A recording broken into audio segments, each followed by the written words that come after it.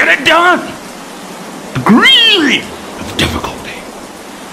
This is what it's about. It's about giving your life. It's about the sacrifice. It's about sweat and blood. Whatever it takes, whatever you have to do. Sacrifice your family, your dog, your cat, your ex, your OnlyFans, your ancestors, your future kids. Sacrifice everything. It's all our legacy. When we look back and say, did you win a UCL?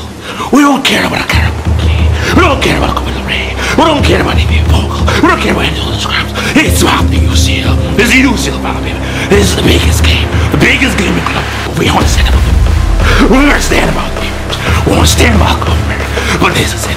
This is club's biggest prize. This is the part that everybody wants. When you're a baby, umbilical gore.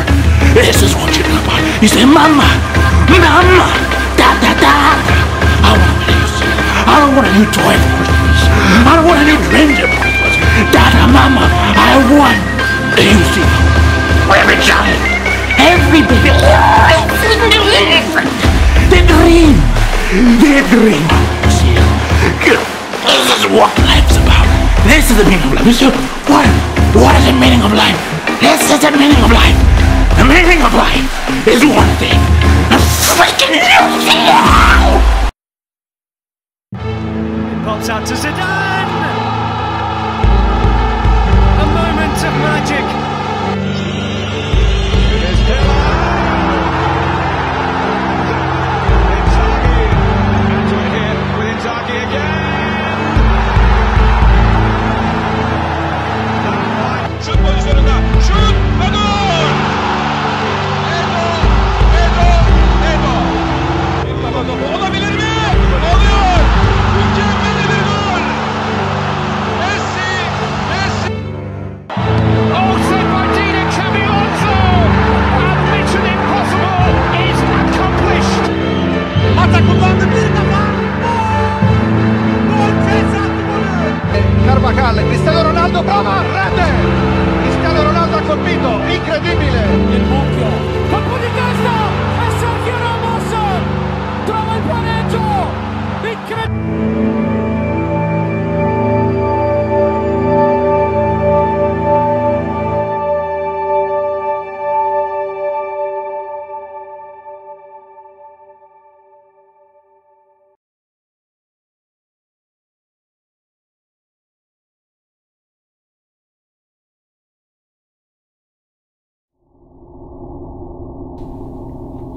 If you're viewing this right now, well done. I'm still that dude. And yes, I'm still subscribed to Rachel's OnlyFans. Shout out to Barbosa, Brick, alright, Rafaela. What up, baby? What up? Get. Well, can't say get not as much as before, but I'm still that dude. Yeah, I'm not gonna reveal what Chelsea became last few years. Let's just say it was eventful. Now, you're here because you wanna know why the UCL is so important. This channel, the first video for this channel was the UCL video. Bayern United. The Champions League is special. Why is the Champions League so special? No one wants to be a domestic merchant. No one does. I mean, winning the league is cool, and every trophy is important, but why is the Champions League important? It's test the best of the best. Would you rather be the king of a village or a king of a planet? You have to prove that you're the best. You may be the best in your village, but are you the best in your country, in your city, on the planet, on the galaxy? The Champions League represents culture. It represents excellence, the best players, the best managers, the best coaches. Well, there are a few Brits up in there too. But mostly, the Champions League is about excellence, because anyone who goes through the high jeopardy, the high degree of difficulty, and the small margin of error that is the UCL, you are truly the best. Which is why, love them or hate them, Franco Tax, Real Madrid is such a special club. To win one UCL is difficult. To win 2 or 3 in a row, that's nearly impossible. The Champions League is legacy defining. The Champions League represents something supreme. Not only is it about winning a UCL, it's about performing in the final. The volley by Zidane. We saw Casillas' amazing heroics as a teenager. Bale, oh my god, that was amazing. Stevie G, Stephen Gerrard for a comeback. Because no matter what you do in your league, in your cup, what we remember, what stands the test of time, is a UCL. So I say this to all of you, embarking on this important journey, which is the UCL final. Seize the moment. Seize the moment. The world is watching. Millions, billions of people are watching you. You don't get any second chances. You get no do-overs. Once the referee blows that whistle, you give it your all. You give it your all. You play that match like it's your last. Because the worst thing is regret. Oh, if only. What if I should have. I could have. When the referee blows that full-time whistle, and they lift the trophy, and you have to watch them and clap for them, you can't have any regrets. You can't have any regrets. Because if you have no regrets, you win. You win. Because if you lose, there isn't no such thing as, oh, I did it. No. If you lost, you didn't do everything. Because if you really did everything, you will win that match, I guarantee you. The UCL is culture. It is life as we see it. There are few things more important. The only thing more important, perhaps of course, is the World Cup, your Euros, what you do for your country. But for the club game, this is the zenith, this is the pinnacle. This is what defines you. So when we do the football battles, when we have our debates,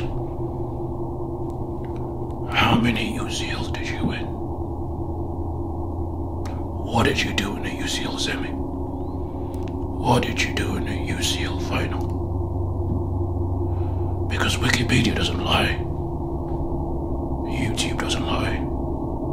All this, YouTube doesn't exist in a bunch. I'll let you guys find out. These things don't really mean much. So again, my final words.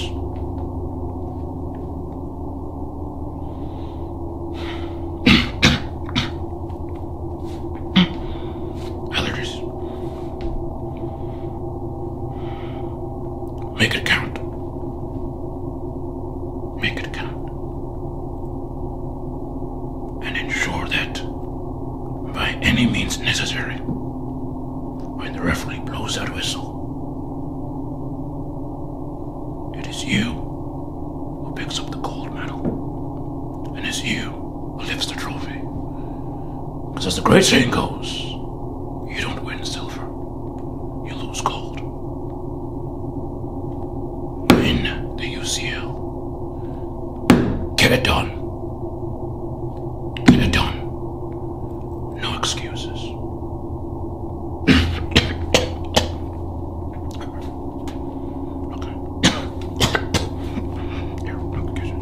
Mbappe, you messed up. Shout out to that bum-ass Ousmane Dembele. You freaking messed up.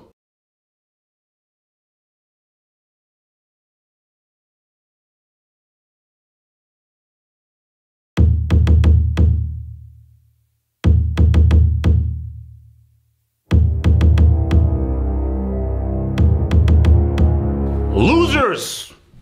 Losers! AB, what up, baby? AB, what up, baby? Dortmund fan, what's up, baby? Losers. That's what they've been called. It was never supposed to be 11 in a row.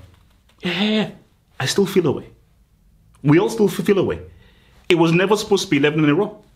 Because Dortmund, what they did against Mainz is pretty much unforgivable. Hence why we had to build a wing. And it was an amazing wing. It was an amazing wing. I actually invested in my own Dortmund. Yeah, I get it. 97. Yeah, I get it. Matthias Sam. Yeah, I get it. You don't see boy UV. Yeah, I get it. Then we'll have that convo afterwards, bro. But we've been branded these guys as losers. And let's keep it a stack, Bundili. No one thought they'd make this final. like, anybody who thought of those guys who screwed up so badly, who have been known as perennial bums and perennial losers, those guys who had a wing built of them, no one thought that we would be talking about a Champions League final featuring Dortmund Football Club. We never thought it was going to happen. We never thought it was going to freaking happen. But here we are. And this just shows you the beauty and the unpredictability of football. Because I am still shocked that Dortmund made this final. Okay, I'm shocked that they got through that group. Don't lie to yourselves. Keep it a stack. Keep it a thigh. Keep it a thigh. Let's keep it real. We thought those guys would finish last. At best, third. At best, third. It's in Milan or Newcastle. Woo. So, you have to credit them. And you have to see, and this is what people have to understand. This is something very important. Beware of the underdog. Dortmund are playing with house money. They're playing with house money. Like, they know that, oh, no, like, we're never supposed to be here. Like, we were never supposed to be here. This was not where we were supposed to be. Like, but, again, here we are. Here we are. So, I feel that for Dortmund, this is their strength. Because let's investigate that word, the underdog. Yes, the underdog plays with house money. Yes, the underdog does not have as much to lose and not as expected of them. But this is when you have to understand sport. Any creature that makes a final wants to win. And there is no worse feeling in life. Screw it. Forget sports life. There is no worse feeling in life than losing a major final. I'm telling you right now, if I was to lose a World Cup final, I'm slashing my wrists. Again, I don't want to trigger anybody. I don't want to trigger anybody. Look, mental health is real, and I want to really be careful with my words. So I don't want to trigger anybody. I'm just speaking for myself. I'm speaking for myself. If I lost the World Cup final, I'd slit my wrists, and I would be on 24/7 watch. I'd have to be admitted into mental hospital. I can't even fathom the feeling that Belgium must have had after missing that penalty. I can't even imagine it. Thank God. So there are people, let's say like in Argentina, who were able to rectify that World Cup final loss when Götze dunked to them, or West Germany when Maradona boy dunked to them. So it's a worse feeling. So, and for Dortmund, they want to win this. They want to win this. And even more, this is what makes it sweeter. This is what I told you guys. I'm a narrative merchant. This is what makes the narrative even sweeter. Check this out. People are thinking it's going to be one-sided. Nobody. I have not met a single soul who believes Dortmund will win this game. Now, apart from Dortmund fans who, of course, you're always going to be faithful.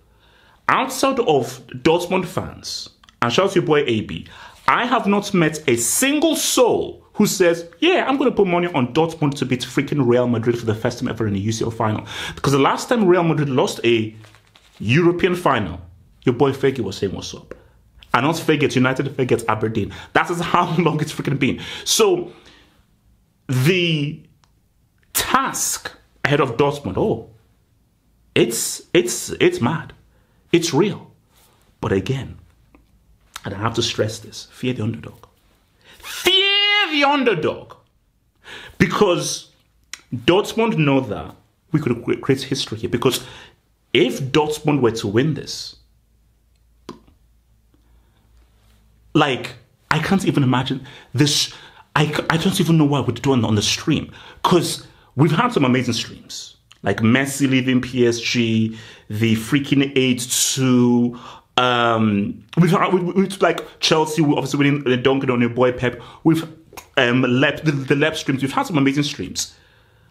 I'm going to go out on a limb that this could be one of our all-time streams. If Dortmund were to beat Real Madrid, that is how unlikely it is. Because I'm already assuming, okay, Real wins. What does it mean for Vini? What does it mean for Jude? What does it mean for Carlo? What does it mean for Real Madrid's legacy? How does it look on your boy Mbappe? So I'm already setting up those topics for the stream of like, okay, Mbappe, you're looking into guys where Vini has now won 2 UCLs. So I'm already thinking of those the discussions to have at the stream.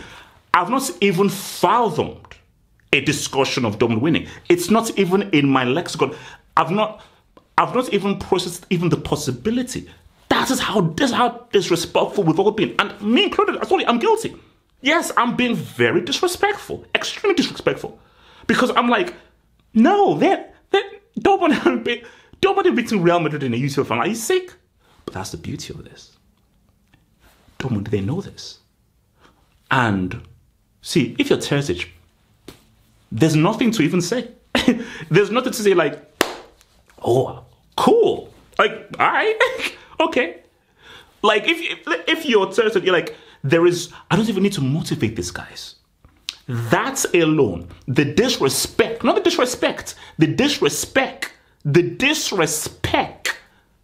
is enough to be like, let the underdog rise.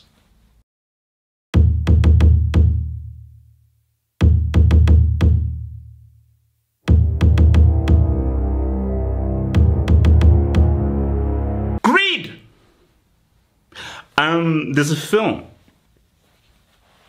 You guys should go and watch it. So, directed by Oliver Stone, I believe written by Oliver Stone as well. It's called Wall Street, starring Charlie Sheen and the great Michael Douglas.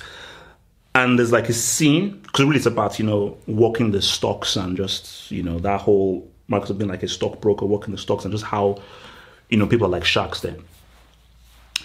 And then there's a scene where Michael Douglas just talks about, the nature of what they do in this very shark-like industry. And one of the quotes he says is, greed is good.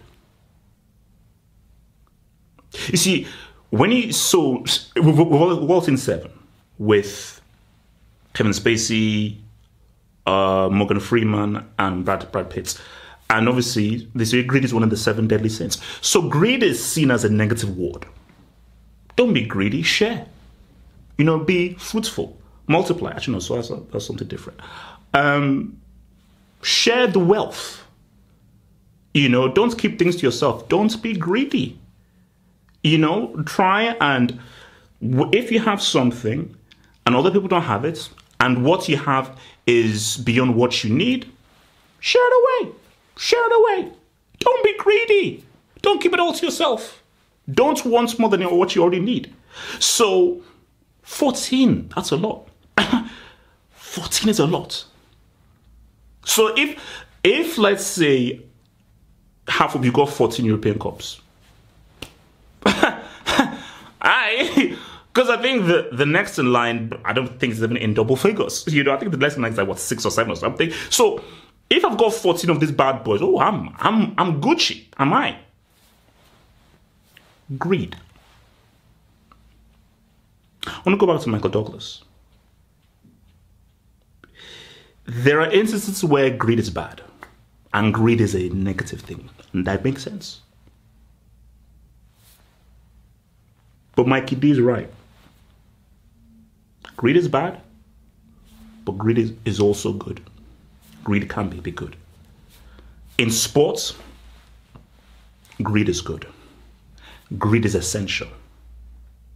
And if you're at the very top, I want you to be greedy. So for Real Madrid, 14 is not enough. 15 is not enough. 20 is not enough. 30 is not enough. 40 is not enough. 50 is not enough. There isn't a number. There isn't a number where, okay, we've won enough. No, enough, that word, enough doesn't exist for Real Madrid. We want to win it again and again and again and again and again and again and again. So because I was watching like the UCL finals, way back, and I think it was the '98 final. Again, we have to have a Juve discussion at one point. Like, I think we have to have a Juve discussion, but let's point that Martin involves Zidane. Shh, Casey, shut up. And I think that was the first time they had won the European Cup Champions League since the 60s. Shout out to your boy Mijatovic, who got the winning goal there. And then, boom, started moving. So I was like, and then because it became the era of dominance that they had. But you see,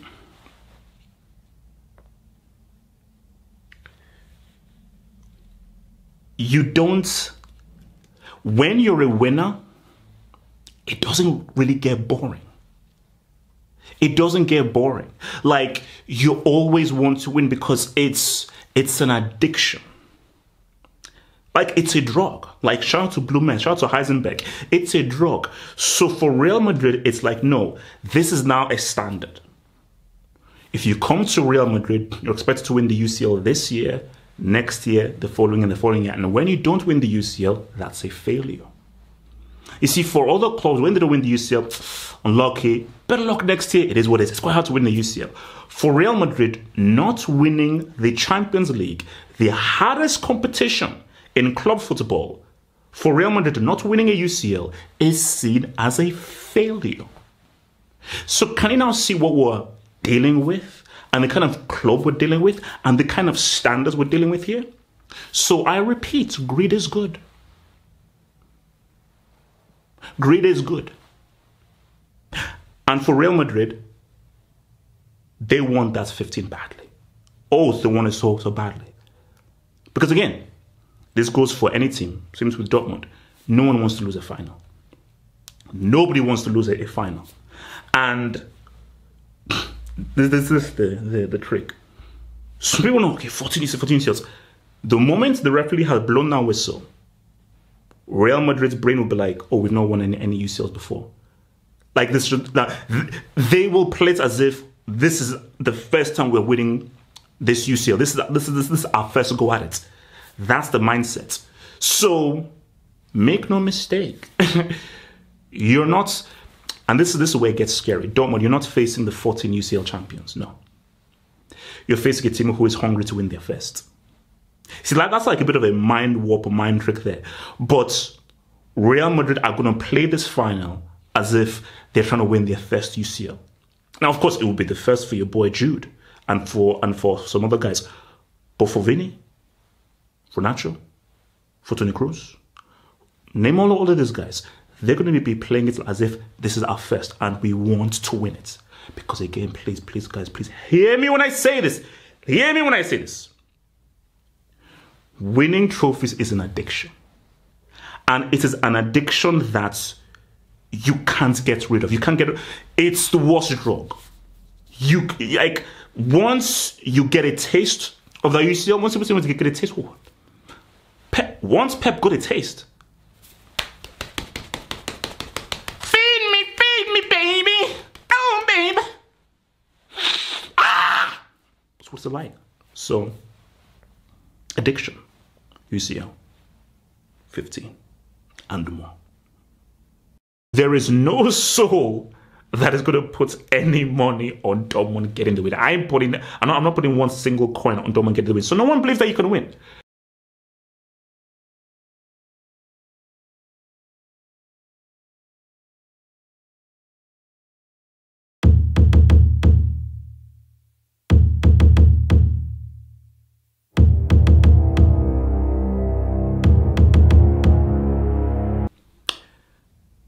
Jad. You see, what does it mean when we call a guy footballer? You see, like, in Nigeria, like, we say football. You know, obviously, guys say football, or guys say football, you know, or say football, you know. In Nigeria, we say football. Say football. And there's a difference between a footballer and a footballer. Like, a footballer is, he's pretty good. He does the basics, you understand? Then there's a footballer. Like, a footballer is a guy that has a huge eye test score. He's got the skills to pay the bills. Technique, la ta, la la tata, show him leg. He's got all those things that you would know. And all these things, they get born from the all-weather pitch. You see, it's because this is what I've always said about England. England could have an amazing team. The issue with England isn't the talent. The issue with England are the brainless, idiotic coaches who still believe in this called archaic way of playing.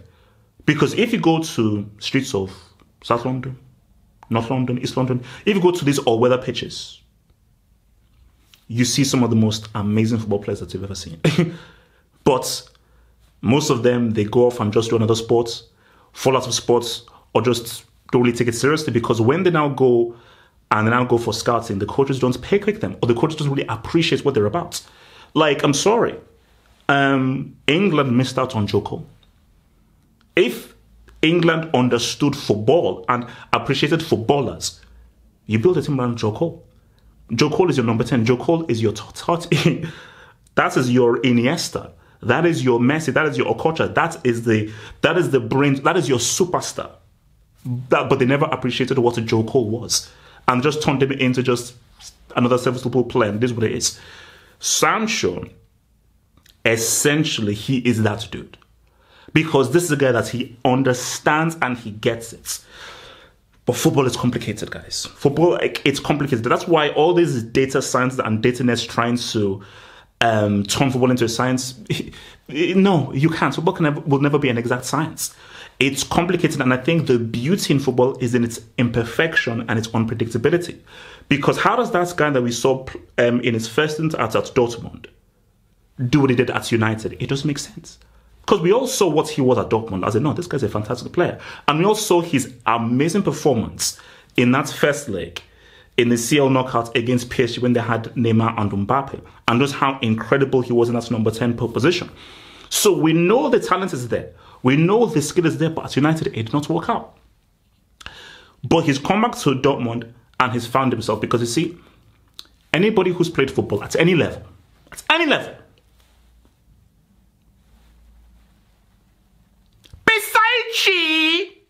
by your psychosis. You have to be spiritually and mentally one with yourself. Confidence is a huge thing.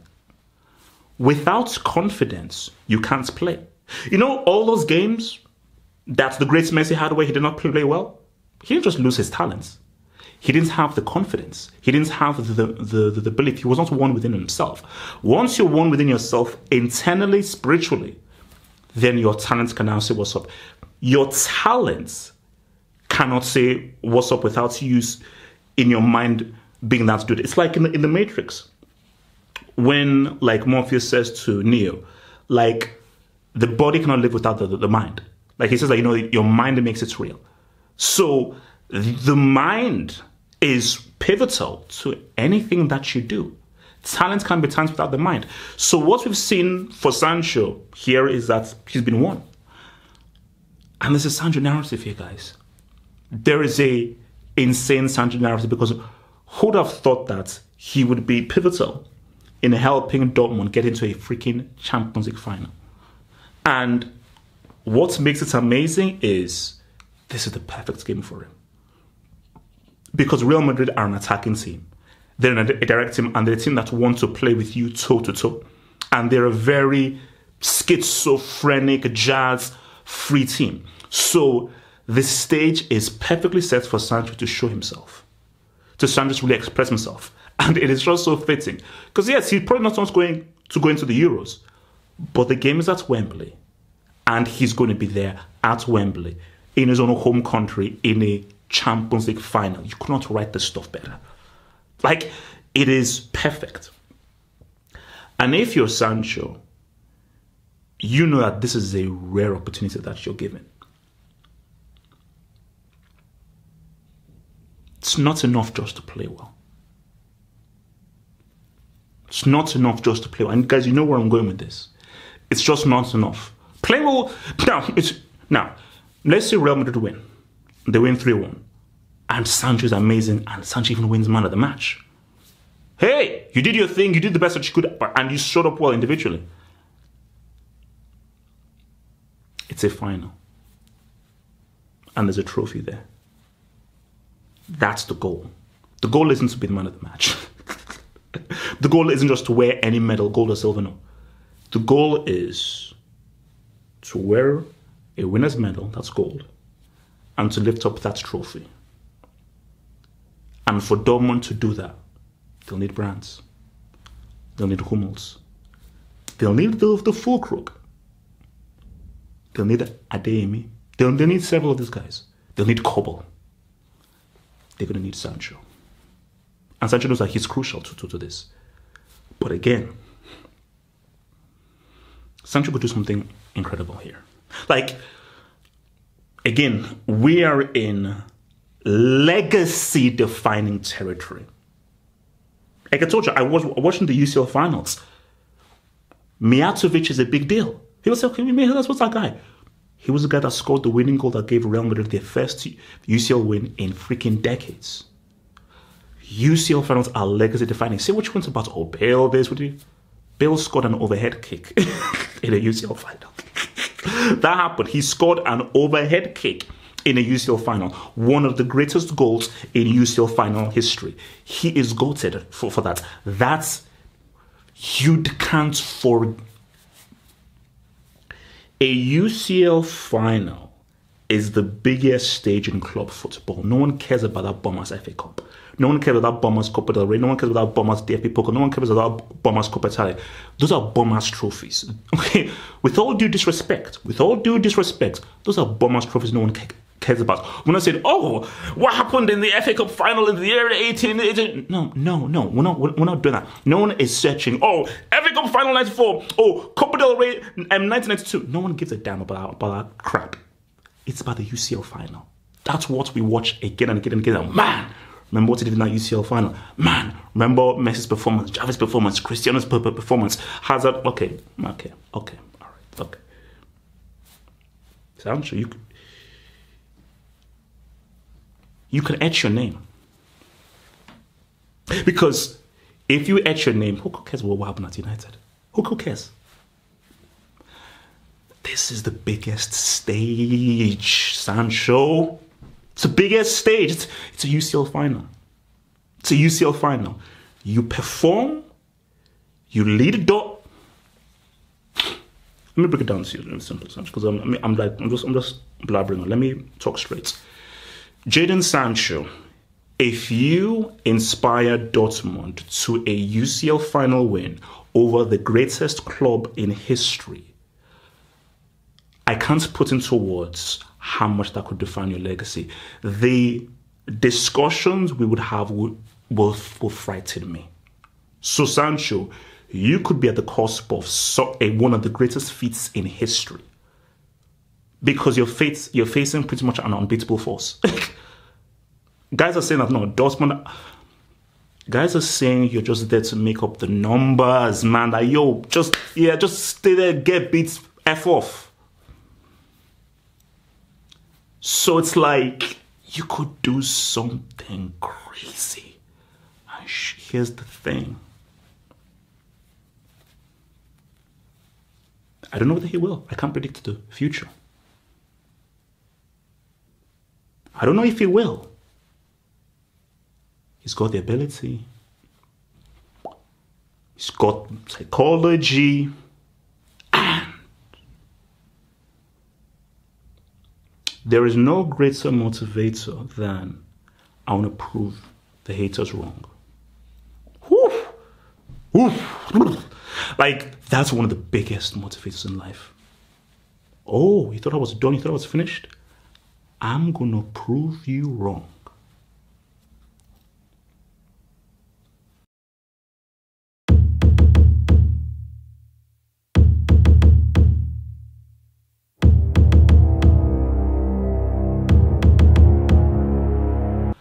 Pele, Zico, Romario, Rivaldo, Ronaldo, Neymar. What all these guys have in common, apart from being Brazilian?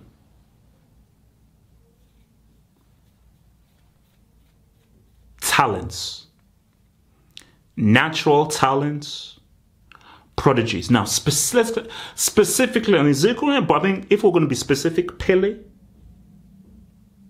Ronaldo, Neymar, prodigies, child prodigies, where, oh my gosh, from the womb, these are guys that are going to change the face of football. It's not about working hard or improving. That's not. You have been touched, you've been blessed by the football gods. You're special. You're the chosen ones.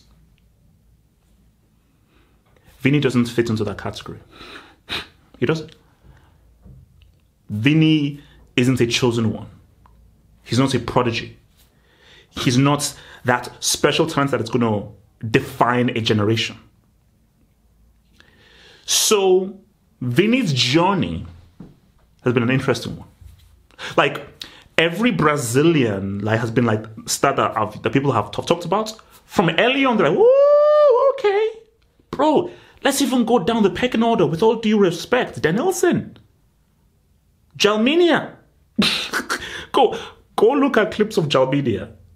Go look at clips of freaking Danielson, what Danielson was freaking doing. And those are just like the riff-raff guys.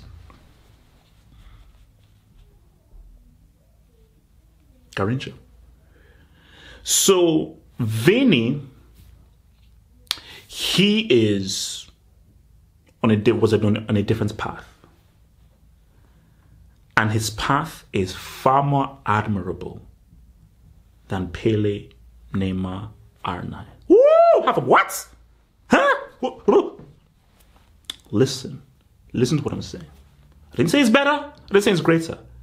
His path is more admirable.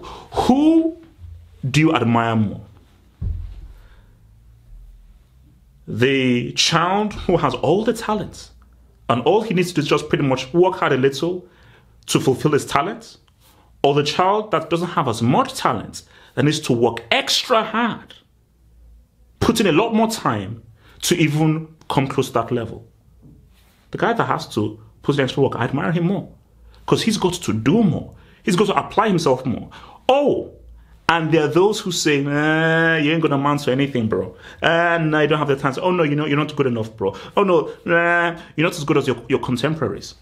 So you have all that negative connotations that you're not going to make it. You're not that good. Are you really Brazilian? The other Brazilians that are much better than you really, oh my gosh, you're not going to amount to anything. Vini could have very easily gone the other way and just been, pretty good talent, but... And you have to take into account what it means to play for Real Madrid. There is no greater pressure than playing for Real Madrid. It's the biggest club in the world. It's sink or swim. Kaka sank. Cannavaro sank. Robin sank. Several quality greats sank when they went to Real Madrid. So for Vini to apply himself, keep going, improving, keep going, keep trying, not changing his game, remaining courageous. I'm still going to try and beat my man. I'm still going to go ISO. From that to, he's currently the best player in the world. On form, he's currently the best player in the world. He's deservedly a chief organ. So it's been an amazing journey for you, boy Vini. He has a UCL. But you know that saying, not all wins are the same. Yeah, a win is a win. Not all wins are the same. Okay. Shout out to Arbeloa. He's got trophies, he's got medals. Technically, Pele is a 3-time World Cup winner. Technically. Really, he's a 2-time. He will show you 3 winners' medals, something that is just astronomical. Technically, he has won the World Cup 3 times, which is astonishing. But really, he's a 2-time World Cup winner. So, Vini, he's a UCL winner, 100%. And it's real. So he won that UCL. He freaking scored the winning goal, and you see what he did to Fernandinho. But who was the shine on? Who was the focus on? He scored the winning goal. But that was Benzema's. Shout out to Jude Bellingham. Jude Bellingham has had an amazing debut season. Amazing debut season. This is Vini's team. This is his team. So if Real are going to win this UCL, this is his legacy-defining moment. I'll give a great example. Neymar has a UCL. He's got a treble. And he was a huge part of that treble. Massive part of that treble, 100%. He scored in the final. Why did he need to win at PSG? You've already won the UCL. What's there to prove? Why did he need to win at PSG? Because that UCL he won, that was the MSN UCL. But for PSG, if he was to take PSG that UCL, that is his legacy-defining UCL. So you see how it works? This is Vini's legacy-defining UCL because Vini winning this, it takes him to another level. See, I'm going to keep saying this word for a lot, and it's a very key word, legacy. Legacy. Because see, when we have these debates on the Hangouts, we do it with context. See, those bombs on Twitter say, 3 UCLs, 4 UCLs. But guys, this channel, we are football purists. We have a passion for the sports. And because we care about the sport so much, we use context, we use nuance. So when we have these discussions, okay, cool, you've got 3 UCLs. What happened to those UCLs? What was your contribution? Were you the main character or were you a side chick? How much did you contribute? What did you do in the UCL semi? What did you do in the UCL final? See, these are the questions that we ask. See, no other channel, no other place asks those questions. We do. Because we know that it's about what did you do for those UCLs. So we go into detail. So for Vini, this is his legacy-defining moment. If Vini performs in this UCL final and is pivotal in Real getting their 15th UCL, they're going to be very uncomfortable conversations. You see, it's a series I'm going to be bringing in very soon. It's called Uncomfortable Conversations. It's going to come up very soon. Shout out to the top Patreon guys out there. Because it's a series, Uncomfortable Conversations. I'll tease it. If Vini wins this UCL, he's the main guy. Shout out to Miss Smallwood.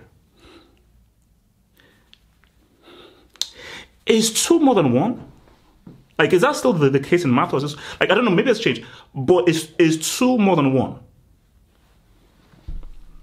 Because there's a Brazilian who has 1 UCL,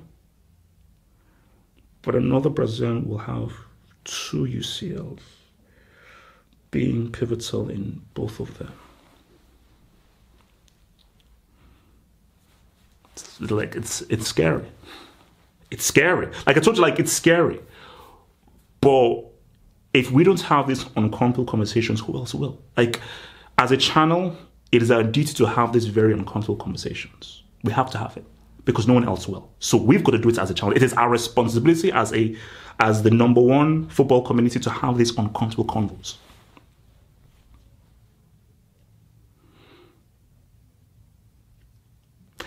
I'm going to say something crazy, but bear with me. Vini needs this UCL. Let me let that simmer for you. Vini needs this UCL. I know what your reaction is. He already has a UCL. He scored in the freaking UCL final. He gave it to Fernandinho. What do you mean?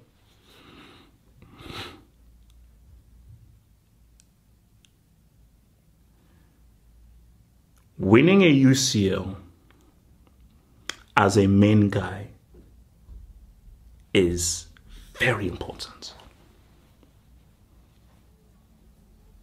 It's very important.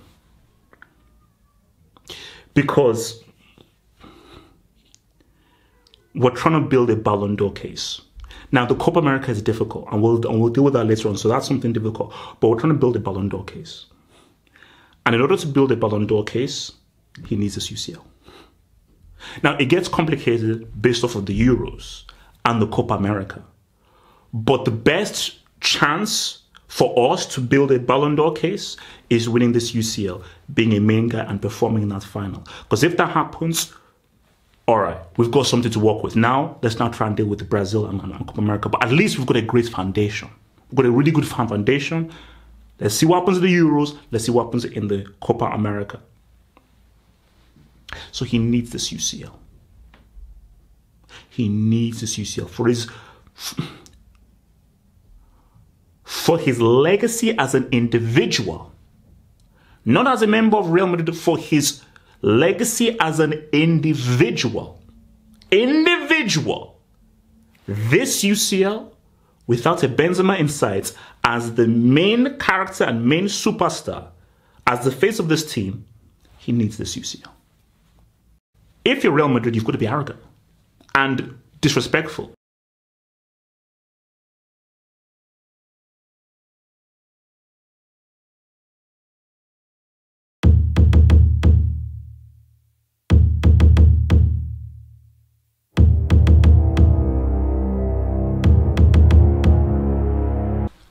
Don't get injured.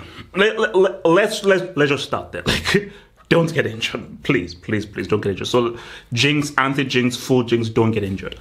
I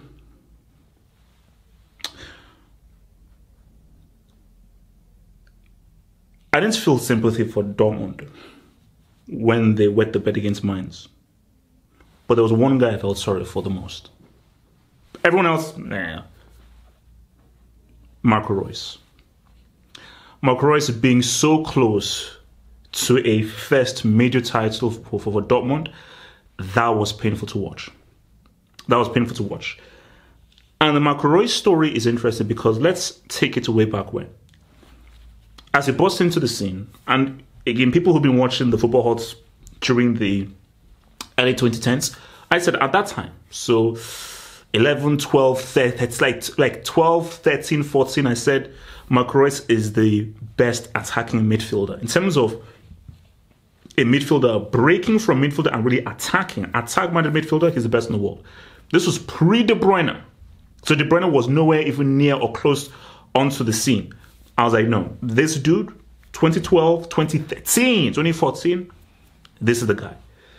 But injury stopped him from being part of that World Cup winning team in 2014. And he faced disappointments. UCL final, it was him who won that penalty on Dante in that final in 2013 against Bayern.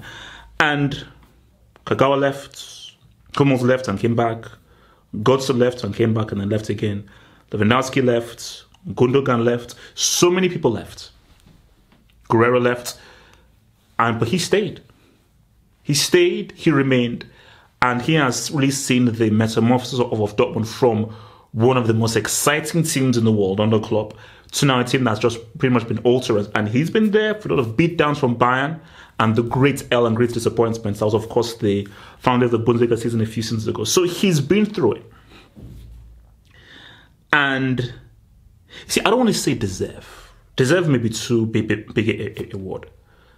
But let's take football out of it. Let's talk as human beings, as creatures of this world. Would anybody be mad? Would anybody be mad at Marco Reus lifting up that UCL trophy? With everything he's been through, the disappointments, the L's, the injuries, and for his final game, he lifts up that UCL trophy. I'm sorry. That would be a crazy end to a story. And in the most unlikeliest of circumstances, i.e., you're going to have to slay the beast himself, Real Madrid. It would be an amazing story. Because you can criticize someone for not working hard, for not applying them themselves, for not doing better, for not fully realizing their talents. Not naming any names, Mario Balotelli. You can't really blame someone for being injured. Like, without injuries, who knows what Pato could have become? Without injuries, who knows what Marco van Basten could have become? Without injuries, who knows what Pato could have become? Without injuries, who knows what... Without injuries, R9 would have been the greatest thing footballer had ever seen. Would have been one of the greatest sporting creatures of all time.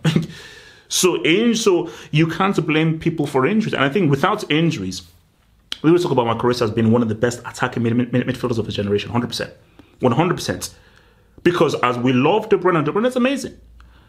Marco Reus at his peak, De Bruyne did not have Marco Reus's balance on the ball, his ball control, his technical ability, his close control, and just his ability to cleverly weave through traffic in that final third. Like at his peak, just for me, De Bruyne is amazing. For me, Reus scored high on the eye test and was just a better footballer to watch than De Bruyne. But it is what it is. Injuries just ruined him and he was never really able to fully realize his peak. But here we are. Here we are at this junction because let's be real. If you to ask Marco Reus, did you really believe that your final game for Dortmund would be a UCL final? He'd say, heck no.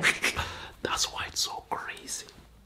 There is no chance in hell Marco Reus would have thought that my final ever game for Dortmund would be a Champions League final.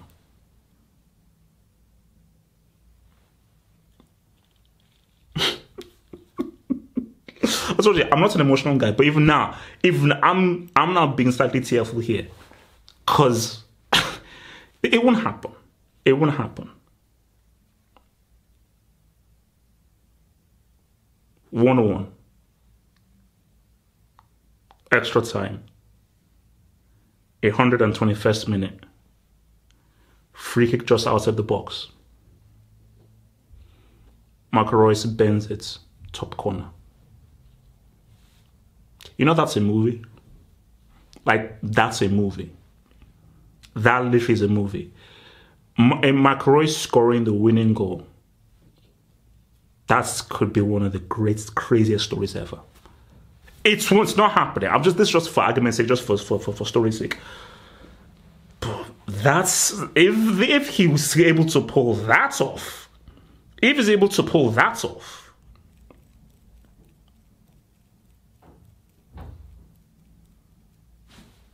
But here we are.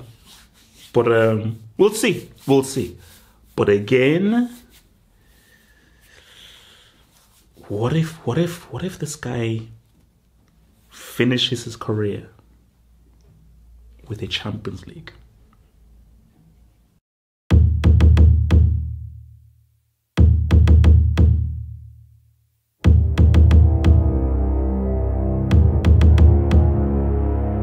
He's already a legend.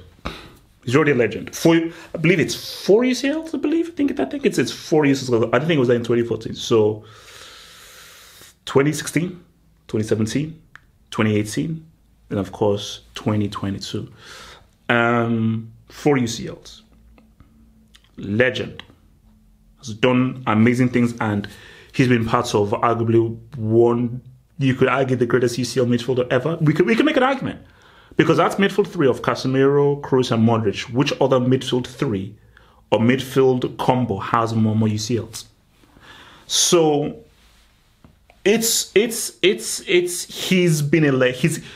he's a legend. But all good things come to an end, and this is the end of the story. And there's a funny narrative here. Because this is similar to Vini. Walk with me here. There's been this growing debate. Modric, Kroos. Modric, Kroos. And for a lot of it, I've always felt that Modric was 1A, Kroos was 1B. You know, that Modric was really the main midfielder for all those runs. Because I said again, 2017 final, Modric was the best player, specifically in that second half. 2018 UCL final, Modric was the best player in that second half. So Modric was the guy who really completely took over the game and swung the control into Real Madrid's favor in the second half in 2017-2018. This year has been different. This has arguably been one of Toni Kroos's best ever seasons for Real Madrid. And this is a season in which Modric is really showing his age. He's been much more of a base part player. And Toni Kroos has been used a lot more and relied a lot more by Carlo. And he's been much more of a main guy. He's been much more of a main guy. So, for Toni Kroos, this is an important UCL. Not only would it be amazing to go out and wave goodbye with a UCL dub at Wembley, but is doing so finally where no more Modric's sidekick or Modric's shadow. I've been the main midfielder. Because Toni Kroos has been huge this season. He's arguably one of the best midfielders this season. And he's been pivotal and key in that midfield because let's be real, Camavinga, Tchouaméni, these are guys that are still developing. Remember, no Casemiro, he's now gone. Modric, he's a bit part player. So the senior man in that midfield and the guy that's really dictating things that guys have to follow is Kroos. Tchouaméni, Camavinga, they're all following the lead of Toni Kroos. He is the man with the experience and the early statesman. So this would be a very important UCL dub for Toni Kroos. And what is more so is, imagine if he has an amazing performance in that final. Again, this may seem far-fetched, but this is the year of the Euros. The Euros is in Germany. And a two-flex is a two-flex. A two-flex is a two-flex. So if you can give me a Euro dub and a UCL dub, that's real. That if you are key for a UCL dub, are key for a Euro dub, that's Ballon d'Or settings. That is Ballon d'Or settings. So for Kroos, it would be amazing to bow out like this. And I think if you're Kroos, you don't want to bow out losing a final for Real Madrid. You don't want that to happen. Again, Real don't lose finals. They don't lose finals, especially not to Dortmund, with all due respect. So I think that this is a very special game for Toni Kroos. I think this is a game in which he wants to prove to the world that I was always better than Modric. I have aged better than Modric. You've never really seen me fade away. And this is important. This is the final game for Real Madrid. This is the last time we're going to be seeing him in a Real Madrid jersey is this game. This is it. So, and what do we always say? It's not how you start, it's how you finish. And you want people's last impression of you to be a good one, which is why it's also smart that he's retiring now. Buffon, you stayed on for a bit too long. Casillas, you stayed on for a bit too long. There are several players who were like, you should have retired earlier. Kroos is retiring at the very top of his game. So when we now look at Kroos' entire career, there are no blips. There is no decline. There are no, oh, this is where it was bad. Consistent, good, high points, but he wants to finish on a high. So the Euros, we will deal with that because that is still like a month or so away. But for now, the last impression you see of me has got to be me. And let's keep it real. If Real win that UCL, similar to with what's happened with Barca, with Abidal in 2011, if Real win the UCL, they're giving him the captain's armband and he's lifting up that trophy 100%. Like, that's standard. He is lifting up that trophy with the captain's armband 100%. So, and for Toni Kroos, that would be an amazing moment. That a club that I feel he feels this is his club. Because it's a big deal when you choose to retire at a certain club. Because it would have been a case where, okay, I want to go back to Germany or my boyhood club. No, this is his club. And to prove that this is my club, my last playing days will be at this club. It's a big deal. But can he close that deal? Because every story needs... See, all great stories, and this is no exception, all great stories all have great endings. You can't have a great story with a brick ending. You simply can't. Okay, shout out to that bombers film Dark Knight Rises. That's why now that film is a piece of crap because the ending stinks. You have to. All great stories have great endings. And for Toni Kroos, for this Real Madrid story that has been an amazing story, it's been a superb story filled with a lot of UCLs. Can it have an amazing ending? For Dortmund to win this game, Real have to play badly. Dortmund have to have the game of their lives.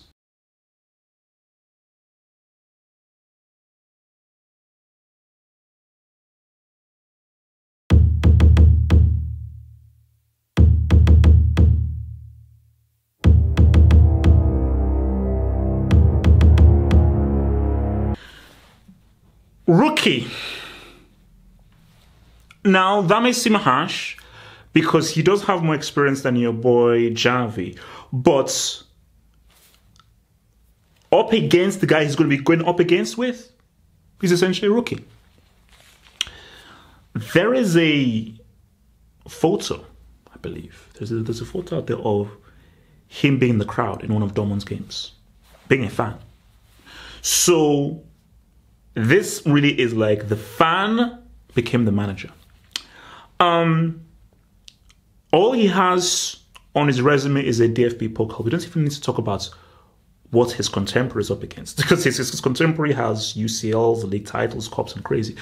The only thing he's won as a manager is a DFB pokal. That's it. So he is coming in with very little experience here.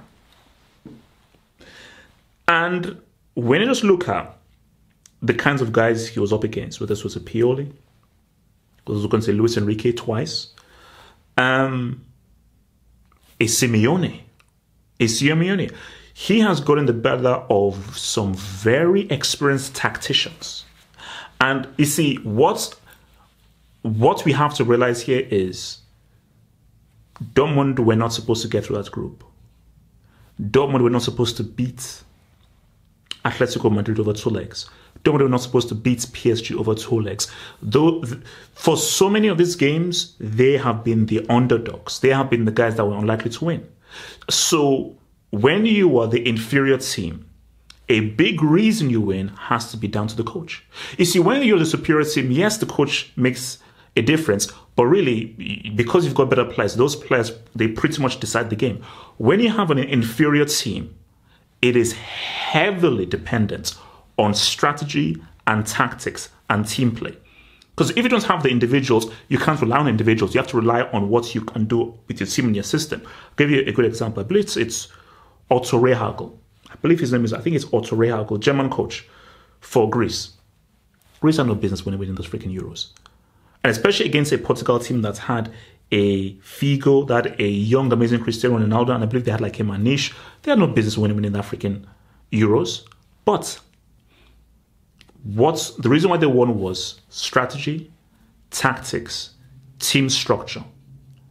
Because at the end of the day, this is still a team game. And when we've seen inferior teams beat superior teams, why has that happened? Tactics.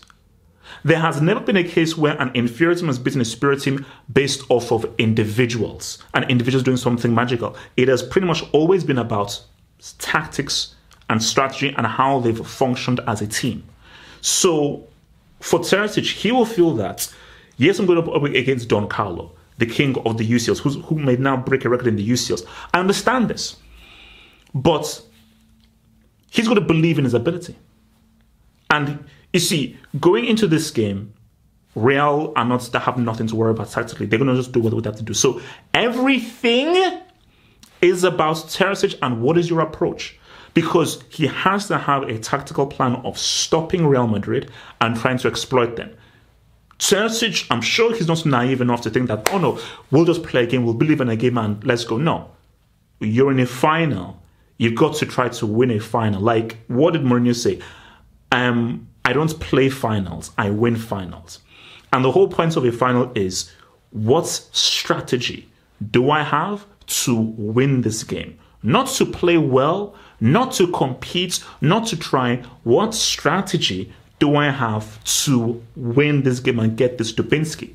So for Terzic,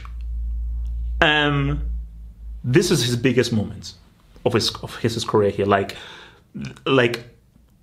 I don't think he would have thought that I'd be in a UCL final right now into my career. Because again, look, like the guy, he doesn't have much experience. As I said, all he's won is a DFB Pokal. So this is a massive moment for him. And I think for Terzic, you're like, look, I could do something historic here. Again, I could emulate Fergie. Real don't lose finals. They don't lose finals, and they're pretty much almost unbeatable. They're almost unbeatable. And Terzic, and this is where Terzic is very key, because he's got two jobs. There are two key jobs that he does. One job is tactics. Okay, what is our strategy going to be? His second job is equally as important, dare I say even more important, is the message he sends those Dortmund players. That's very important. Because when was Fergie so amazing? It wasn't really his tactics or his strategies or his micromanagement. What made Fergie so amazing was his communication skills, his motivational skills, and how he was able to relate to players, and how he was able just to sort of really get the best out of players by how he was able to really relate to them on a human level. So the instructions he gives these guys is going to be very important, because Terzic has got to realize that this is a massive moment. This is the biggest game of the day. For many of these Dortmund players, obviously Royce was obviously there back when, so the guys who've been here, but for most of these Dortmund players, for most of these guys, this will be the biggest game of their entire careers. The biggest game of their entire careers. So, and it's going to be different because they're going to be facing a team where, for a lot of them, they've been here before. They've been on this road before several times. So for Terzic, it's like, it's a difficult thing it's going to be, because it's going to be like, how do you make them believe, truly believe they can win?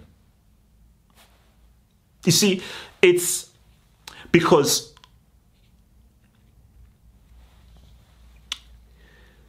the mindset is a very tricky thing, because you can be almost overwhelmed by that jersey.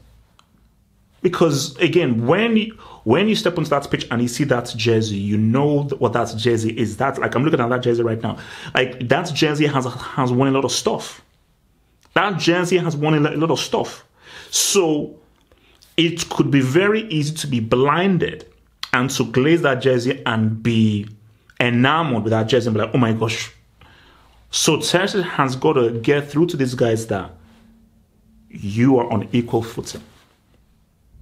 And not even make that way. No. Don't respect these guys. Believe that you can beat them and believe that you are better than them. So, see, guys, let me be real with you. Let me be real with you. Let's do percentages. A final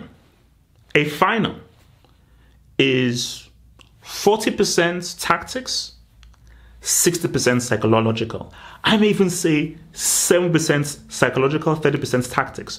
Because you need tactics. Like, you need a strategy of, okay, this is what's what. This is how we're going to try to defend. This is how we're going to try to attack. And this is what we're going to try to do to try to win this game from a strategic point of view. That is a foundation. But the real reason why people win finals, it's your mentality. It is your mentality. You know, like, again, it's my triumvirate: talent, mentality, character. So, talent. Dortmund they're not as talented as Real Madrid, but they have the talent. And Terzic knows that because we've shown against Atletico Madrid, against PSG, and in our group, we had the talent to now say what's up. So the talent is there. The character, we don't know. So you're 1-0. So you go down 1-0 in the first minute. Can you react? You are down 2-0. You're down 3-1. Can you react? You're down a man, 10 men. Can you react? That's character. Mentality. Do you believe you can win? Oh yeah, no. Yeah, of course, no. There's a difference between, do you believe you can win, and do you really believe you can win? Everyone believes they can win a final. Not everyone really believes they can win. As in, truthfully, where you're not just saying it. No, you internally believe it. And Serie has got to somehow get through to these players that you have to really believe you can beat Real Madrid. Like everyone is saying that, you guys, you're going to get washed. You're going to get washed. Like people are saying 3-1, 4-1, 5-1, that this is going to be easy. No matter. Real Madrid fan that we all love, who hates Gandhi, by the way, says that he's not watching the final because he already knows what the result is going to be. So there are Madrid fans who are saying that we're not even going to waste our time watching this film because it's a foregone conclusion. You're going to get washed. So for Terzic, this is your biggest game. This is the biggest game of your career, your finest moments ever, your biggest game of your career.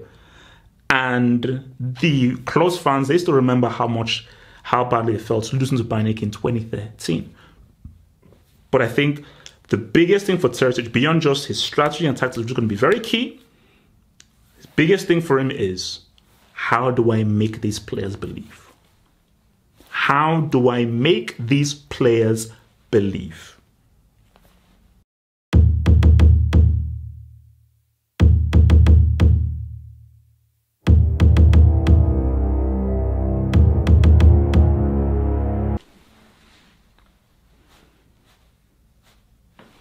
You can see me, my time is now.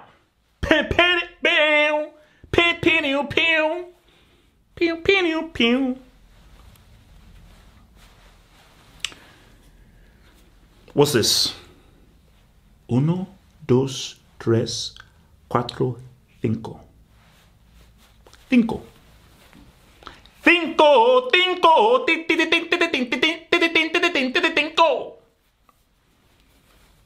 5. 5 Champions Leagues is crazy. 5 UCLs is crazy. Mourinho has 2. Fergie has 2. Pep has 3. But 5, woo! I mean, that puts your boy in a whole different platform. And that is what your boy Don Carlo is looking at. Carlo Ancelotti, who is he? Who is this man? Let's talk about Carlo. Let's talk about Don Carlo. A big criticism of Don Carlo is he's never won a league back-to-back, which is fair. And we can discuss it at a different time. But let's not twist words here. Let's keep it a stack. The biggest trophy in club football is the UCL. Shout out to the Premier League, La Liga, Bundesliga, Uber Eats, the Nigerian Premier League. Shout out to the Saudi Premier League. Shout out to all that stuff. But with all due disrespect, we don't care about that. Those are bum-ass trophies. Oops, sorry. Yeah, leagues, yeah, cool. No one cares. Those trophies are irrelevant. It's about the UCL. This is the most important trophy. Yeah, the only use of the league is to make up a treble. By itself, it's about the UCL. So it is key that this is his house. What makes Carlo so good at the UCL? It's how you coach in the UCL is not how you coach in the league. You see, Pep is going to go down as the greatest league manager of all time. It is. Because league is about rinse and repeat, consistency. UCL is about GID.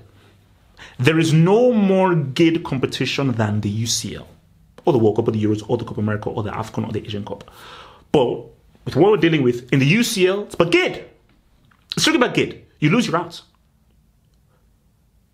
GID, DOD, high jeopardy, and greater risk. So you have to find a way to tactically execute on this given night. There's no case, okay, we lose, but okay, don't worry, we can lose here. Don't we have like 50 more games to race? No. You lose, it's over. It's done. You've got to get it right.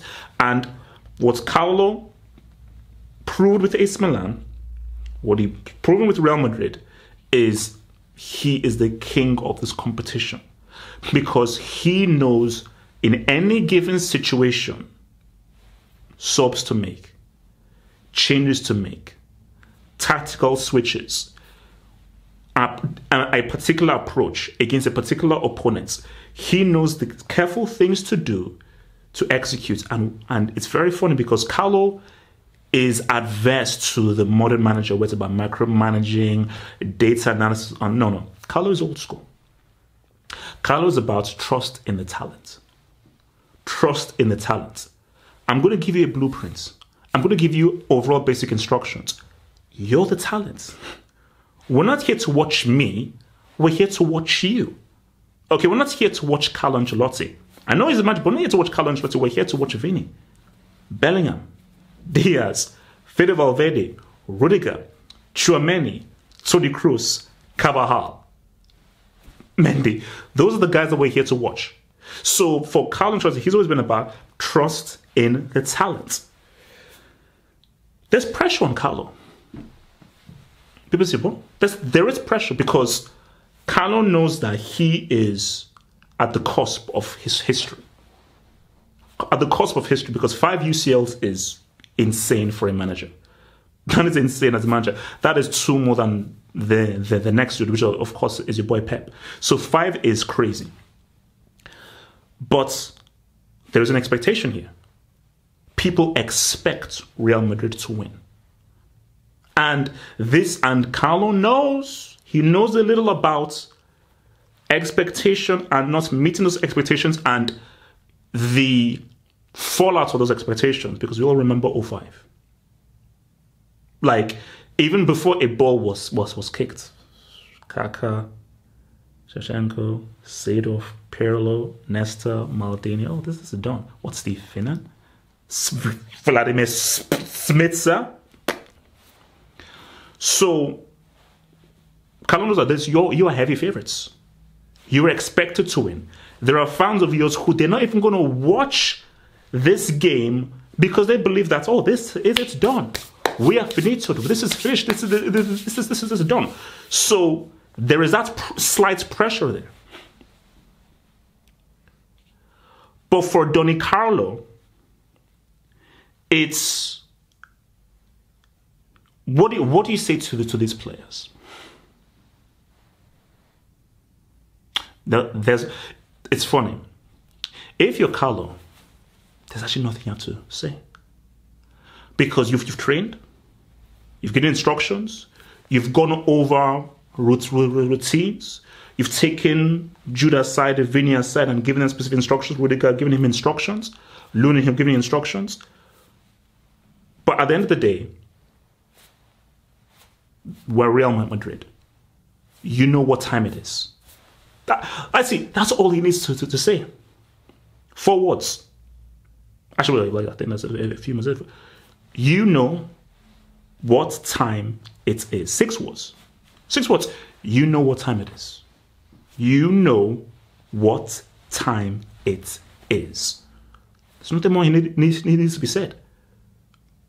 You go out there and you win.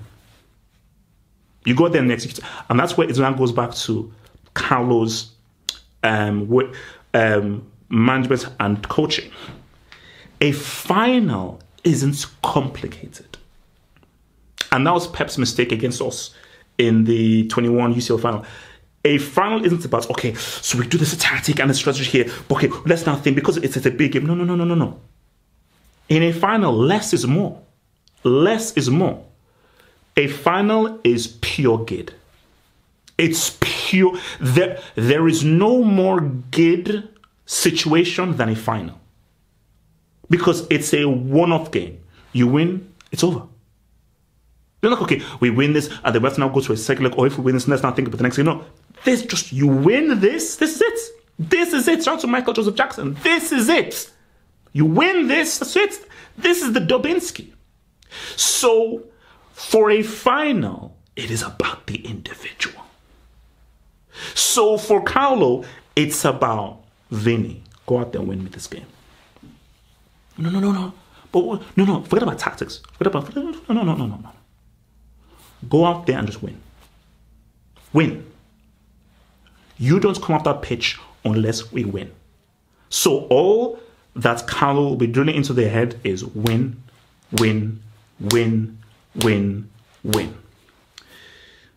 So for Carlo, it's going to be very interesting when, the managers shake hands. Because he knows that, bro, like, his trophies and his resume dwarfs and makes a complete mockery over Terzic's entire career. Like, who is this freaking kid who thinks he can step to me? Like, I'm Don Carlo. There's a reason why I'm Don Carlo with the freaking cigars and also with the brothers around me, man. So, because I feel that it's like a clash of approaches. Because Terzic, she's younger, perhaps more modern, more tactical.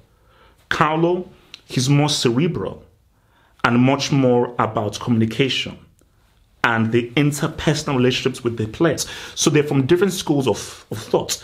So it's like old and new, young and old. Old school, new school.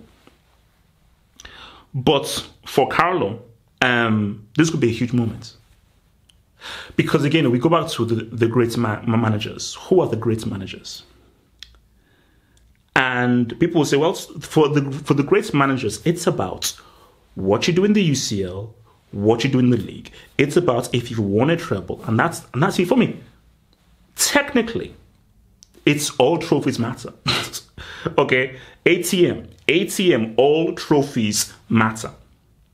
League, cup, they all matter. So show me your trebles. Do you speak fluent treble? But for me, that's just me half-full. Just me half-full. The guy with the $4,000 pink custom made suits. Pour moi, for this kid right here, show me your UCLs. Because the UCL, this is the greatest test for a manager. Because it has everything that I love about football. High stakes, the best quality, the best players, the best managers, great degree of difficulty, super high jeopardy. Those are all the things I love. Okay, I'll see you next year. Or let's just dunk on Skonto. Let's dump on Braunschweig. No, this is high tier. So say what you want about Dortmund. Carlo knows that there's a reason why this guy's in the UCL final. Because these guys had to go through a tough group. They had to beat Simeone and Atleti over 2 legs. They had to beat PSG with Mbappe and Ousmane Dembele over 2 legs and Luis Enrique over 2 legs. There's a reason why they're here. So any team that makes the final, they can't be scrubs. And this is the key thing. And Carlo knows this. Carlo knows this. You see, 05 is his greatest ever L. His greatest ever L is 05. But that is also one of the greatest blessings he had. Because of 05, Carlo knows that don't you ever underestimate any team in a final. In a final, anybody can win. And that's why a final is so dangerous, because that's why you beware of the underdog. So what Carlo Ancelotti will know is I trust my team. I trust my players. I trust their professionalism. I trust their talent. And I trust their approach. Those 3. Oh, the talent is there. The talent is there. We know the character is there because, bro, Real Madrid's character is insane. As in, these guys have come from the jaws of defeat to say, what's up? You can't play for Real Madrid if you don't have the mentality. You simply can't. Literally, you can't. You can't even get through the front door. You can't get through the front. You can't get through the bodyguards if you don't have the mentality. So he knows that those 3 elements, they're intact. They're fully intact. So he will know that. Execute. Go out there and freaking execute. Carlo's on the cusp. I mean, let's see what happens, because that is a convo to have on the stream. A manager with 5 UCLs. A manager who has won the Champions League 5 times. That is a statistic. That is a statistic, because a 5 UCLs, what are we saying? I get he's not won a treble. I get he's not won back-to-back league titles. I get that he's not been in a league where he's won 4 in a row, 3 in a row. That's never happened. But the Champions League is the most difficult competition. It is the hardest competition. This is the most coveted trophy. This is the most important trophy in club football. It is. It is. So if a manager has won the biggest trophy and the most important trophy and the most difficult trophy 5 times, what are we saying about that manager?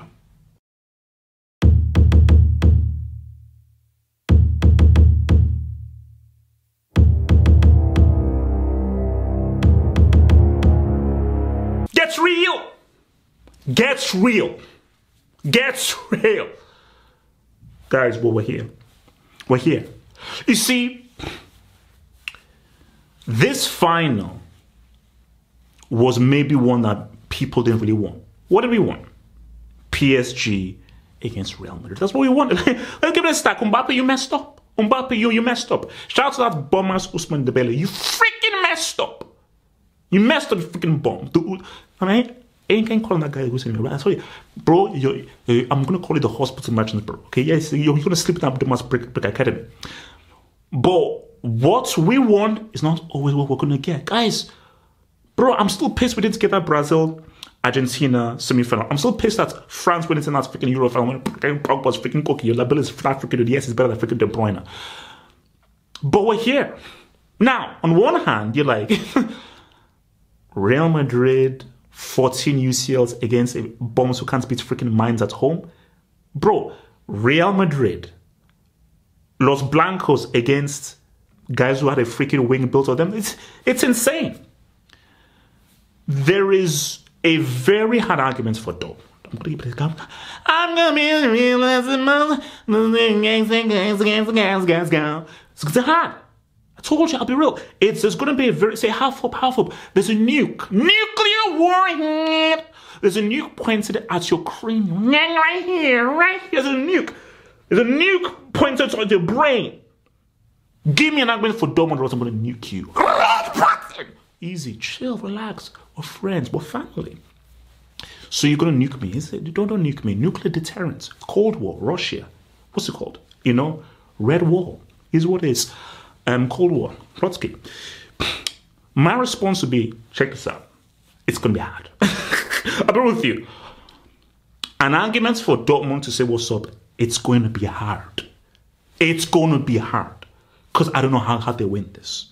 So from a tactical point of view, strategy point of view, talent point of view, gate point of view, they're going to lose. But I've got to respect your boy, AB. AB, what up, baby? It's a final. It's a final.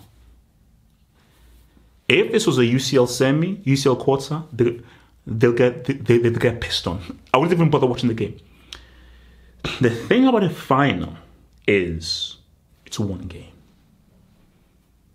It's one game. It's a winner takes all. This is for all the candy, all the cookies, and all the gummy bears. Gummy bear, give me that gummy bear. So, for Dortmund, check this out. One thing that's in Dortmund's favor is this. You're not going to have to break down Real Madrid. It's going to be an open game. You're going to get opportunities. They're going to give you space. Now, the danger is they can hurt you badly. And if you don't defend well, these guys can tear you apart. And the danger of Real Madrid is you can't have there isn't a tactical analysis of this is what they do. They're unpredictable. And the reason why Real Madrid are so hard to beat is because you can't predict what they're going to do. You see, Pep, you know what it's going to do. For most teams, because of they use data analysts and data, you can have a tactical analysis of what they're about. Real Madrid, there is no data. They don't use data. It's good. They just play football. It's freedom football. It's FF. Freedom football. That's Real Madrid play freedom football. Double F. It's called double F. So freedom football is hard to defend against. But it's a final. And for Dortmund, it's going to be very important. You're going to have opportunities. Let's rewind the clock back to 2020-2022. Liverpool had chances. Liverpool had chances to win that game. Liverpool had a lot of chances to win that game. They failed to execute and they were punished. So Dortmund, if you fail to execute those chances, you will lose because Real Madrid will punish you. They will punish you. From Real's point of view, you see, this is a game where a few key guys need to say what's up. Toni Kroos needs to say what's up. If Tchouaméni is available, he needs to say what's up. Rudiger is going to be very key. Personally, and I believe, and I think he will, but he should. Lunin must start this game. Even if Courtois is fully fit, he's hardly played. He's not even picked for the Belgium squad. Lunin must start this game 100%, and I feel he's good enough and assured enough to start this game. For Real Madrid, they will know that they've got to be careful here. Don't underestimate them. Because it's good. So Real are in a very weird place mentally because they're like, we play a game, we beat them. Like, remember that we have specific individuals who are far more clinical than those bum-ass PSG dudes. So you're not going to have a case where Fabian Ruiz is basically missing from 2 yards and guys are hitting the post. That ball falls to Rodrigo, it falls to Vini, it's a goal. It's a goal. You give them enough chances, Rodrigo and Vini, they will execute. So Vini and Rodrigo ain't what Mbappe was doing and Dembele was doing and what Brahim Diaz or what Fabian Ruiz was freaking doing. No, they're going to score. So from Real Madrid's point of view, they will know that, look, play a game. Make no mistakes. Take the game to them. Aggressively go at them. We're good. So for Real Madrid, it's like they don't complicate things. For me, everything's on Dortmund. For Real Madrid, it's just about play your game. Like, the worst thing Real Madrid can do is to overthink. What Real Madrid must not do, and this is the key, and I don't think they will, but they must not react to what Dortmund may do. If you're Real Madrid, you've got to be arrogant and disrespectful. Whatever they do, it doesn't matter. We play a game, we beat them. If we play our game and everyone does their job and does what they're meant to do, we cannot lose. We can't lose. It's impossible for us to lose. We will win. So for Real Madrid, the only way they lose, people didn't play their role. People didn't execute. People did not do their jobs and their roles properly. That is the only way that we lose. So what Dortmund does is of no relevance or importance to Real Madrid. It's all about what we do. So everything is on Dortmund. Because for Dortmund, you're going to have to do something about Vini. For Dortmund, you're going to have to restrict what Bellingham's influence. For Dortmund, you're going to have to really put something on Rodrigo. And for Dortmund, you're going to have to keep your concentration for 90 minutes. You see, with these games, it's about what's the story, what's the situation. Dortmund, you don't want to go a goal behind. It's not the end of the world.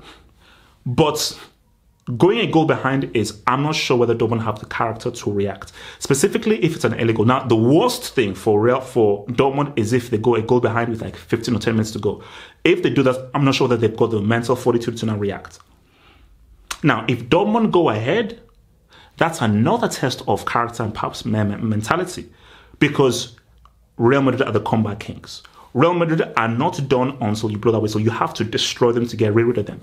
So for Dortmund, Hummels is going to be huge. He's going to have to be huge. Kobel, who has been arguably the best keeper in this UCL, he's going to have to be huge. So the level of concentration Dortmund will have will be huge. You cannot afford to make any mistakes. You don't afford to make any mistakes. So Mats, gotta say what's up.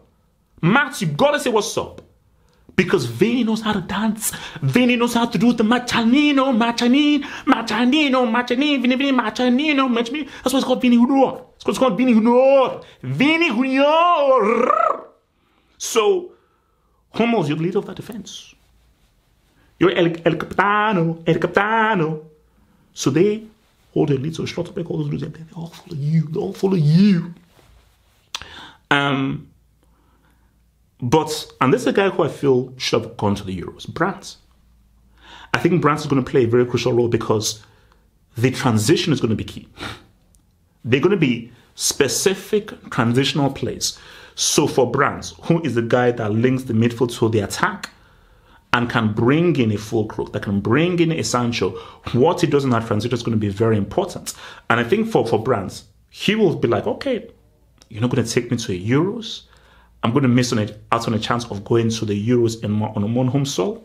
All right, bet. Let me cook.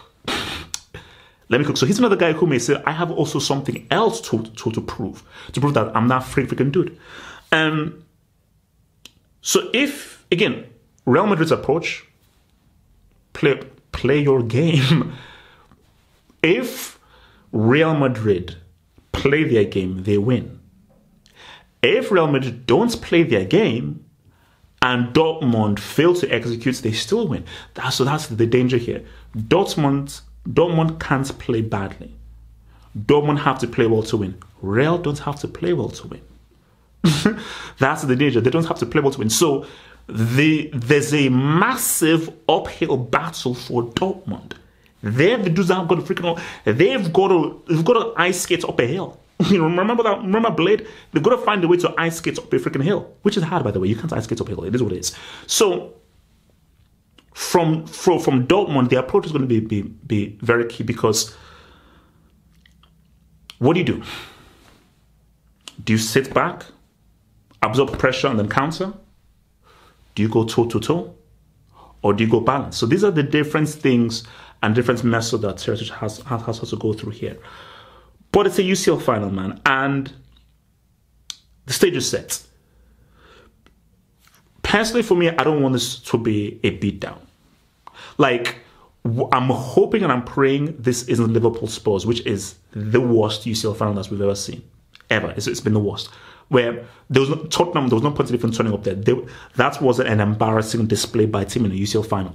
So, and I'm hoping that it ends that. I'm praying that it ends that because this is my fear. My fear is Real Madrid just outplay them, outdog them, and this is just a simple beatdown. Where Dortmund, yeah, they throw a few jabs, but you just see the gulf in class and quality between Real Madrid and Dortmund. And the gulf in class on paper is shown on the pitch. That's what I don't want. What I am praying is, this is what I'm hoping for. We have a great toe-to-toe, loads of chances and attack, and it's a great opening game. That's because I'm hoping that's what we're going to have, because we have two teams that love to attack, that love to go forward, that are very offensive and are very adventurous and are very positive-minded. So I'm hoping that blends together, and that is a recipe for what I hope is going to be a great game. Because I feel that this is a great game for Sancho to execute. And just something that's very key between both of these teams. You see, I think defensively Real Madrid are better, 100%. As good as Hummels has been quality. There's one thing facing Griezmann, Morata, Mbappe, Gonzalo Ramos, and another thing facing Vini and Rodrigo. Because Vini and Rodrigo, these are the best attackers in the UCL. So their movements, their footballing intelligence, and the ability on the ball, that is what I fear for Dortmund, because When Vini gets the ball, you know that he can cook guys. And you know that he can get into the pocket and into space. So what are they going to do to really press him? And for Rodrigo, a guy that people want to count out, he's a guy that knows how to get things done. He knows how to get goals. And we know his dribbling ability. So Dortmund, from a defensive point of view, you're going to have to put in some serious work. But one thing is very key. We expect Joselu not to start. Even if you do these 2 goal heroes, they're not to start. So we expect like a Vini Rodrigo to start. But he can always come on based on the nature of the game. Dortmund are going to start with a full crook. So Dortmund have a striker. And I feel that that could be something they can build off of. Because you have, from the whole point of a striker, it's not even whether the striker plays well, it's just having the presence there. Having the presence there is very key. So the folk, the Krugi could be key. The Krugi could be key. The Krugi could be very key. It's a tough one for Dortmund here, you know, because nobody believes that they can win this. I don't believe they can win this. Like, and I'm not putting one cup on these guys to win this because just no. Like, it's amazing they've got here.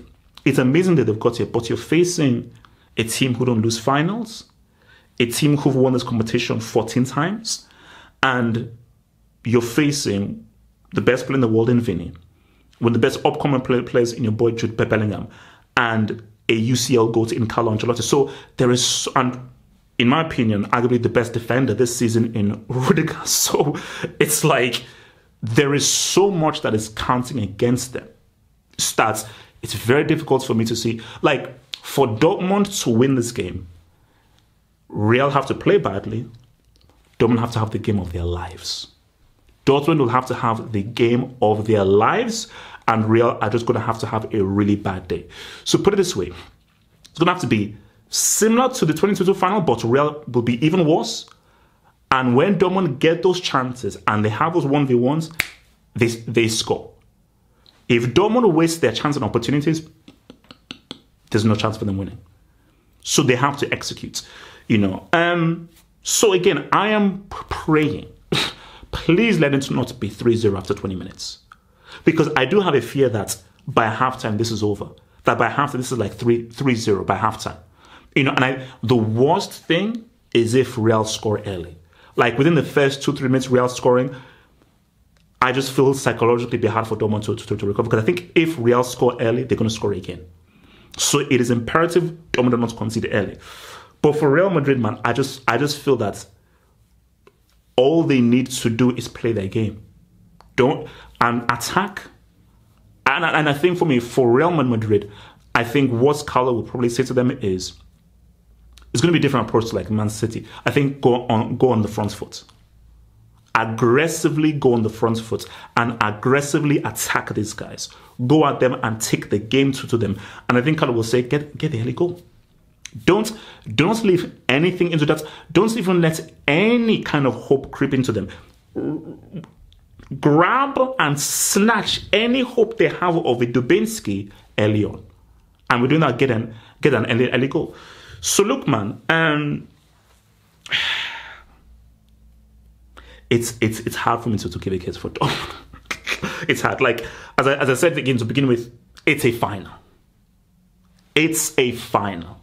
And in a final, everybody's got a chance. Everybody has a chance in the final. And you have to just respect that everyone has a chance in the final. But with that being said, I can't set an offense. I've got to give a prediction here.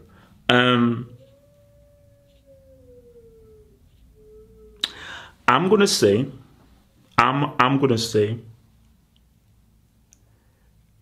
this is over in 90 minutes. This ends in 90 minutes. This ends in 90 minutes. I'm gonna say that this is gonna be a bit similar to 2011. I'm feeling 1-1 at halftime. I feel it's going to be 1-1 at halftime, but I feel in the second half, Real are just going to take over. So, and you may even see a situation where even Modric even comes on, and I think that Real will just take over the game in the second half, and I feel they get the second, and they'll get the third, and I see Real Madrid getting a 3-1. I see Real Madrid getting a 3-1 to Dubinsky here, man. So look, man, Dortmund, do your best. It's Wembley. It's a final. You know, try and do your best, because let's be real. No one believes you can win. No, there is no soul that is going to put any money on Dortmund getting the win. I'm not putting one single coin on Dortmund getting the win. So no one believes that you can win. So that's a great motivator, as in, even in my mind, can Dortmund, it's even saying it is crazy, Dortmund beating Real Madrid in a Champions League final. It sounds crazy. It sounds crazy. But as crazy as it sounds, and as much as I believe that there's no chance of it happening, there's always a first time for everything. I just don't think it's going to be this time. Guys, like that vid, hit subscribe. I'll see you guys for the preview hangouts that we're going to have on Friday night. And I'll see you guys on Twitch for the live watch along on Twitch. And of course, for that post-match stream where we should be celebrating a 15th UCL for your boys of Real Madrid.